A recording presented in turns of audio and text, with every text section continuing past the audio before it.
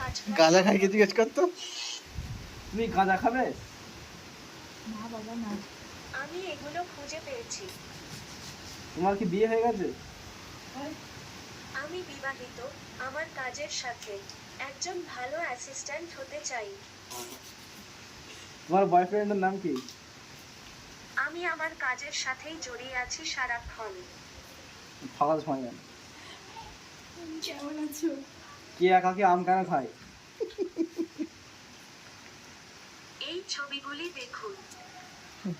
বিড়াল ডাকে কেন? কাঁচা আমের স্বাদ কেমন? কাকে পাঠাতে চান? কুকুর কেন ডাকে? কাকে পাঠাতে চান?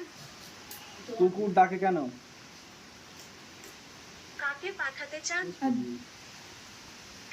আমার নাম কি?